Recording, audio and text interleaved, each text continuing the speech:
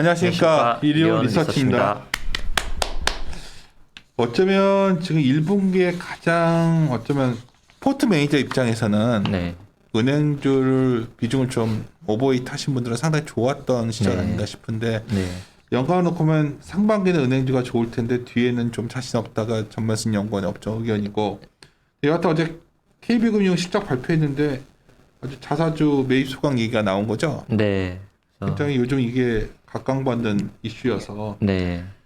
KB금융에 대해서는 하여튼 오늘 뭐 주가도 예. 이제 화답을 해주고 있고 기업은, 금융주가 전반적으로 최근에 좀 그 메리츠 이제 계열사들도 그렇지만 오히려 어떻게 보면 이제 배당보다 자사주 매입 소각이 더 확실한 주주환원 이제 정책이 아니냐 뭐 이런 이제 좀 분위기도 많이 형성이 되는 것 같습니다. 그래서 뭐 이제 증권사들 중에서는 뭐 미래셋 증권도 그랬고 KB금융도 자사주 실적 발표와 함께 이제 자사주 매입 소각을 발표를 하면 주가가 이제 화답을 해주고 있는 상황이 나타나고 있는. 하여튼 은행이 요새 돈 좀 많이 벌었을 때 구조 정도 많이 했잖아요. 네. 그래서 이후에 이것도 상당히 긍정적인 거 아닌가요? 어떻게 보면. 맞습니다. 약간 그 최근에 이제 은행주 주가 상승의 배경은 아무래도 이제 외부적으로는 금리가 예, 뭐 미국 금리도 그렇고 한국 금리도 그렇고 해서 정고점을 지금 돌파를 하고 있는 상황인데다가 또 올해 실적 전망이 기본적으로는 뭐 추가적인 금리 인상이 예정되어 있어서 나쁘지 않은 거 거기다가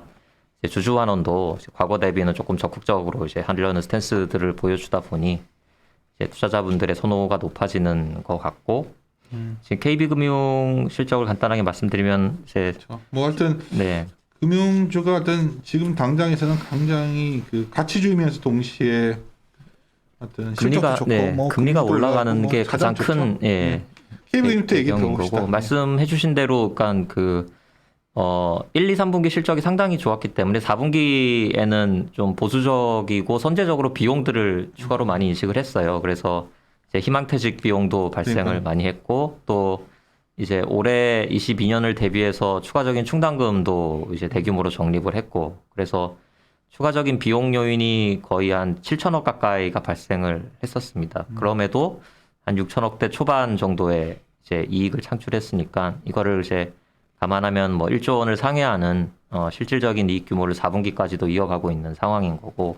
근데 조금 이제 특징적인 부분은 이제 증권사들하고 이제 보험사들의 실적은 그렇게 좋지를 못했습니다. 4분기 때. 그래서 이제 KB 손해보험도 그렇고 KB 증권도 그렇고 3분기 대비해서 이익 규모가 한 1,000억 원 정도 감소했더라고요. 그래서 이거는 뭐 이제 증권보험 업황 전체적인 이제 상황인 거고. 이거를 제외하면 이제 이자이익이 뭐 은행이익의 대부분을 차지하기 때문에 이자이익이 이제 꾸준히 올라가고 있고 그 흐름이 올해 22년에도 이어질 거다라는 이제 긍정적인 이익 전망이 이제 첫 번째 이제 긍정적인 포인트를 꼽을 수가 있겠고 두 번째는 앞서 말씀드린 이제 적극적인 주주 환원 정책을 펼치고 있다라는 거죠. 그래서 기말 배당이 결정이 됐고 이제 중간 배당까지 합치면은 배당 성향이 26%로 2021년에 올라왔거든요.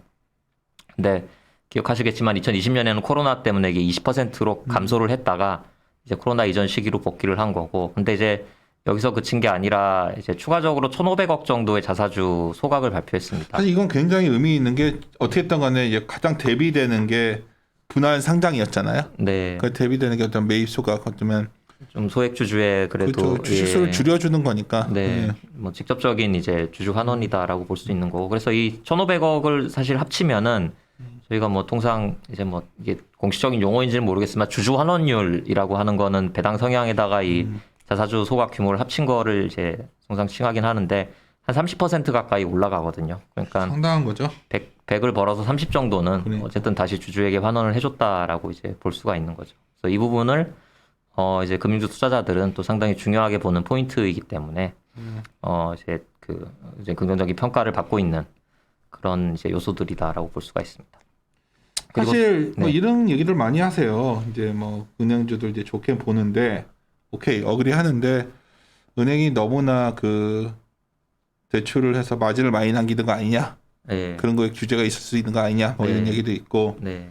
좀 있으면 이제 자영업자들 어떤 혜택도 마무리되면 네. 그거 부실 부분 발생하는 거 아니냐 뭐 이런 얘기들 하는데 어때 보여요? 그러니까 제가- KB금융은 대표적으로 또 그게 많이 관련된 기업이잖아요. 그렇죠. 그러니까 이게 가계 대출 규제 반사 효과를 아직까지는 좀 많이 보고 있는 것 같고 그게 이제 높은 가상금리로 이제 대표되는 가상금리 왜 높냐고 그러시는데 부분이고. 정부가 부동산 잡으려고 혜택을 없애버리니까 네. 가상금리가 높아지죠. 대출을 규제하다 보니 은행의 입장에서는 이제 그런 식으로 대응을 할 수밖에 없는 것이고, 그러니까 제가 뭐 개인적으로는 상반기 정도까지는 이제 은행이 괜찮지만 그 이후로는 조금 불확실한 측면들이 있다라고 생각하는 거는 이 수익을 구성하는 여러 가지 이제 지표들의 뭐 흐름과 이제 전망을 조금 해보면은 사실 금리하고 순이자 마진 말고 다른 변수들은 그렇게 방향성이 뭐 아주 긍정적이다라고 보기는 좀 조금 어렵다라고 여전히 생각을 하거든요. 왜냐면은 성장이 억제를 받고 있고 또 말씀해주신 대로 후행적으로는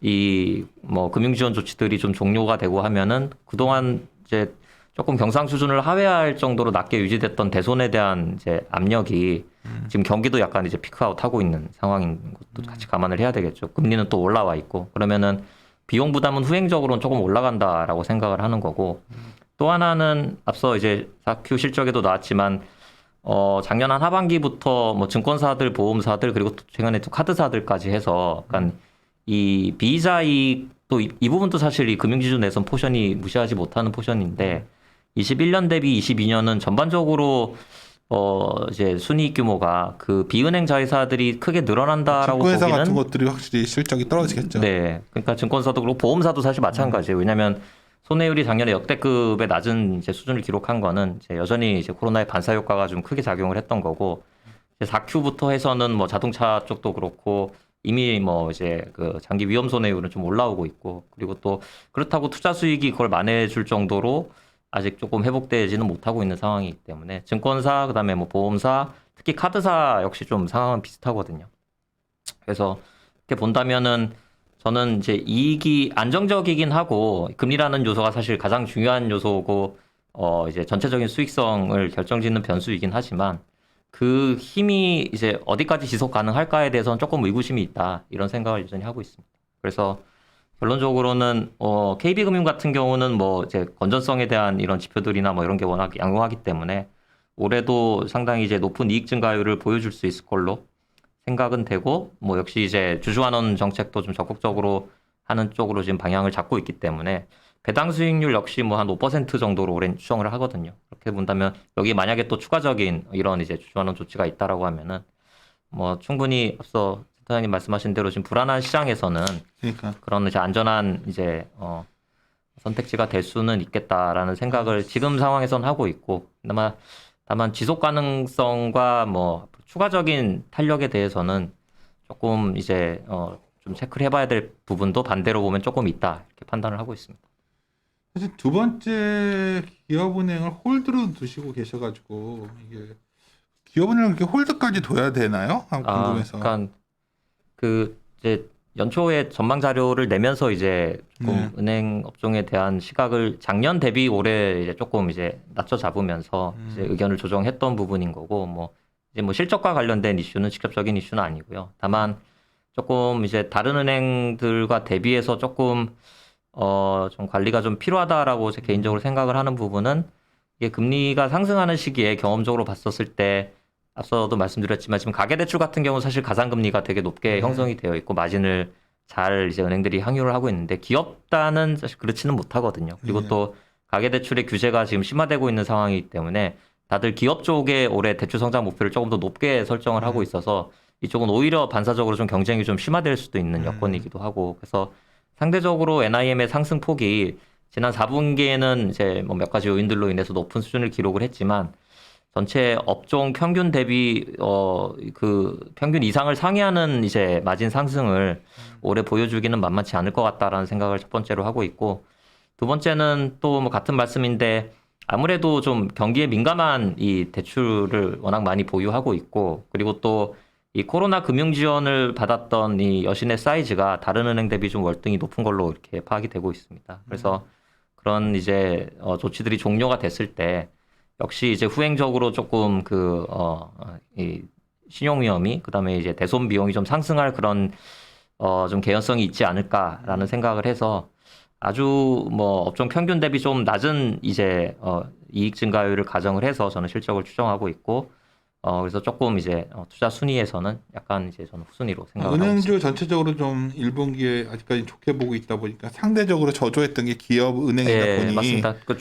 예. 이거라도 살까 뭐 이런 고민들 하실 것 같은데. 지금 뭐 단기적으로는 뭐 충분히 이렇게 같이 이제 은행 업종이 좀 좋은 상황이고 뭐 밸류에이션도 보시는 것처럼 0.3배 정도밖에 안 되니까 이제 주가가 전혀 부담스러운 수준 아니고 역시 뭐 근데 한가 좀 차이점은 또 이제 다른 은행들이 막 지금 공격적으로 이렇게 주주환원을 하는 거에 비해서는 사실 기업은행은 좀 구조상 뭐 분기나 반기 배당 혹은 뭐 자사주 매입 소각 같은 거는 조금 하기가 힘든 여건이거든요. 그래서 근데 그래도 이제 기본 배당만 해도 뭐 이제 올해 거의 7%에 달하는 배당 수익률을 기록을 할 수는 있기 때문에 그런 관점에서 봤었을 때 뭐 충분히 이제 가격 자체는 저평가되어 있다라고 아직 저도 생각을 하고 있습니다. 근데 그 상승의 탄력이나 아니면 상대 강도 측면에서는 이렇게 좀 두각을 보일 요소들을 조금 찾기는 어렵다 이렇게 개인적으로 판단합니다. 일단 은행을 당장은 좋은데 이제 자꾸 이제 이 좋은 이유 때문에 여러 가지 또 비판적 의견들 늘고 있는데 이 규제 이슈는 어떻게 될 것 같아요? 앞으로? 네. 이거는 뭐 아직 이제 공식화가 된 건 아니고 네. 이제 조금 이제 문의도 있고 해서 제가 좀 그냥 참고로 좀 작성을 해본 부분인데 이게 뭐 정책과 관련된 부분이라서 결론을 이렇게 딱 지어서 말씀드리긴 좀 어려운데 언론상에서는 좀 보도가 좀 되고 있는 것 같아요. 그래서 두 번째 페이지 그 위에 이제 표에 조금 내용들을 정리를 해놨는데, 그러니까 앞서 얘기처럼 이제 그러니까 대출 금리가 좀 이제 오를 수밖에 없는 지금 상황인데 그렇죠. 이게 단순히 시장 금리 오르는 폭 대비 가계 대출은 금리가 더 많이 오르는 상황인 거죠. 그래서 그 마지막 그림 5번에서 보시듯이 이미 기업 대출 금리 수준을 가계 대출이 상회한 게 작년부터 이제 나타나고 있거든요. 그리고 지난번에도 말씀드렸지만 조금 이례적이다 싶을 정도로 지금 가계 주택담보대출 금리가 중소기업 대출의 이제 금리보다 더 높게 형성이 되어 있는 상황입니다. 그러니까 이게 결국 가상금리가 가계 쪽에 지금 워낙 높게 이제 형성이 되어 있고 그래서 아무래도 좀 정치적으로 요새 이제 좀 민감한 시기이기도 하고 그래서 이제 정치권이나 금융당국에서 이렇게 좀 과도한 예대금리 차에 대해서 약간 좀 통제를 하려는 그런 조짐들이 지금 언론 보도를 통해서 조금 확인이 되고 있고 지금 이제 야당 같은 경우는 이게 그러니까 법안 발의는 됐는데 이게 그렇다고 뭐 진행이 되거나 이런 건 아니고요. 법안 발의가 된 내용을 조금 요약해서 제가 보니까 예대금리 차를 은행들이 정기 공시하게 하고 그다음에 과도하게 이게 확대될 때는 금융당국이 뭔가 조치를 취할 수 있게 하는 법적 근거를 마련하는 형태로 은행법을 일부 개정안을 이제 발표하겠다라는 게 지금 뭐 야당에서 발의한 은행법 개정안의 내용이고 또 이게 그 대선 후보의 공약집에도 똑같이 들어 있더라고요. 그래서 그런 거 보면은 이게 그 뭐 여당이나 야당이나 약간 이 은행권의 과도한 이 예대 금리차 확대, 가계대출의 가상금리 확대에 대해서는 뭔가 조금 조치를 취할 그런 여지도 좀 있지 않을까라는 이제 추측을 아직은 이렇게 좀 하고 있는 상황입니다. 선생님 뭐 다들 이제 너무 대출금리 오르니까 이거 문제 있는 거 아니야 그러는데 또 이거 막상 이걸 제어할 수 있는 방법도 별로 없어요. 그러니까 그 근거를 사실 이제 마련을 하겠다라는 네. 건데 이게 은행 입장에서 보면 상당히 조금 비합리적이다라고 그럼요. 생각을 할 수밖에 없죠. 왜냐하면 총량을 축소해야 되다 보니 이제 가상금리를 높이는 형태로 대응을 할 수밖에 없고 거기에 이제 결국 리스크 프리미엄을 담아서 이제 가격을 프라이싱을 하는 건데 그 가상금리 수준 자체를 또 통제하겠다라고 하는 거는 사실상 뭐 이제 이론적으로도 그렇고 합리적으로도 그렇고 좀 받아들이기 어려운 규제를 이런, 풀어주면 네. 금리가 좀 그래도 그 시장 금리와의 차이를 좀 줄일 것 같은데. 그렇죠. 그러니까 이 그러니까 이 출발점이 사실 이제 대출 총량을 억제하는 그쵸. 데서 출발을 한 거기 때문에 근데 그러면서 이제 가격까지 또 이제 통제를 하겠다라는 이제 인식으로 좀 비춰질 수가 있어서 만약에 뭐 가능성은 모르겠지만 이게 그러니까 현실화가 된다면 은행주 이제 투자자분들 입장에서는 조금 이제 불편한 그런 이슈가 아닌가 이렇게 생각을 하고 있습니다. 오히려 대선 이후에 규제가 완화되면 은행 쪽 어떨까요? 규제가 완화된다면은 그러니까 근데 그러니까 규제가 크게 완화될 수 있는 부분이 부동산 네. 규제가 좀 완화되면서 네네. 되면 좋은 거 아니에요? 네, 그러면은 대출도, 차라리 이 쪽으로 이제 좀 더 이제 근접을 해가는 거죠. 최근에 나오는 게 이제 건설주들 보면서 동시에 이제 은행주들이 사실 어떻게 보면 부동산의 규제 때문에 거래가 잘 안 됐었는데 뭐 여러 가지 시나리오 중에 하나지만 정치적 변화가 좀 생겨서 부동산 규제 완화 쪽을 가면 그러니까 그 같은 건데, 네. 그러니까 그 맥락은 사실 조금 이게 다를 수는 있는데 또 이제 그 대선 후보 공약집에 보면 또 대출 규제는 또 완화해 준다 뭐 이런 그렇죠. 얘기도 있거든요. 근데 그런 건 분명히 또 이제 긍정적인 이제 상황이 되는 거고, 그러면은 가상금리가 이렇게 높게 이제 형성이 되진 않겠죠. 오히려 대출의 그 대신 대출의 총량이 늘어나고 이제 일반적인 상황으로 이제 갈 수 있는. 그래서 뭐 이제 말씀대로 좀 정책적인 그런 이제 좀 변화의 가능성은 열려 있다 이렇게 보고 있습니다. 그래서 사실 전매순 연구원이랑 자꾸 이거 갖고도 이제 자꾸만 제가 이제 야, 은행주가 그나마 좀 대안인데 우리 좀 세게 밀까 막 이러는데 이제